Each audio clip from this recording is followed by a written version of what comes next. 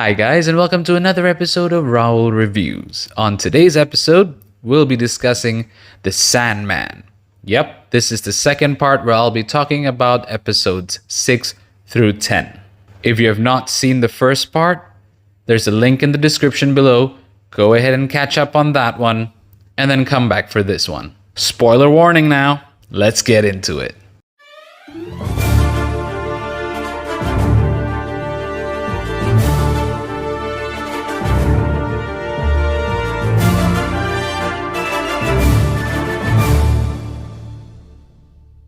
As I said in the first episode, it just makes more sense narratively to split the season into two parts. The main cast are Tom Sturridge as Dream or Morpheus, Boyd Holbrook as Corinthian, Vivian Achimpong as Lucienne, Patton Oswalt as Matthew the Raven. Joining the cast in episodes 6 to 10 are Kayo Ra as Rose Walker, Kirby Howell-Baptiste as Death, Mason Alexander Park as Desire, and Stephen Fry as Gilbert. While episodes 1 to 5 were used to build the world of the Sandman, episodes 6 to 10 focuses on a singular concept, that is, the Vortex. As far as I understand, the Vortex is a human being.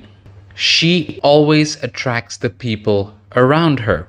The people around her also happen to have very realistic dreams, almost as if they were too good to be true, or they were actually really happening. The origin of a vortex is simply unknown and is described as an anomaly in the world. However, if a vortex gains enough power, it can tear down the walls between dreams and reality.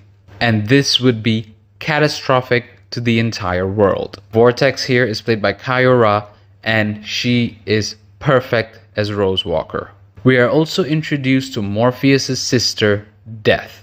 I heard there was a lot of backlash to the casting, as in the graphic novels, she is played by a white lady. However, over here, she's played by an African American lady. Since I've never read the graphic novel, it really doesn't affect me in any sort of way, especially as Kirby Howell-Baptiste played the role perfectly, in my opinion. While the first half of the season focused on Morpheus regaining his power, the second half of the season focuses on his evolution, or rather his humanity.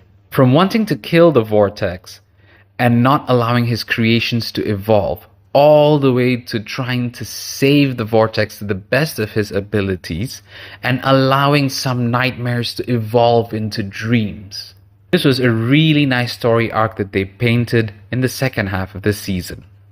Boyd Holbrook takes a more prominent role in the second half of the season as Corinthian.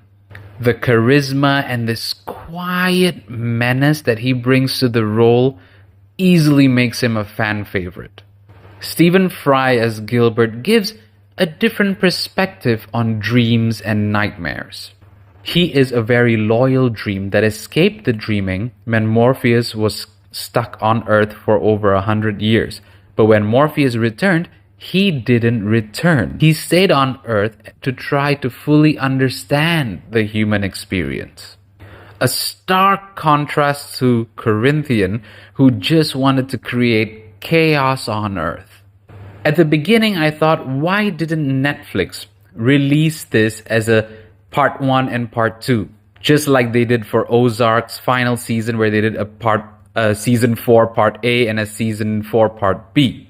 But I understand why Netflix decided to keep everything into one season and release it all at one go. Because there are a lot of characters, a lot of concepts that tie in seamlessly throughout each episode. At the end of the season, we see Lucifer being pipped as the big bad for the next season. Probably joined by Desire, who is played impeccably by Mason Alexander Park.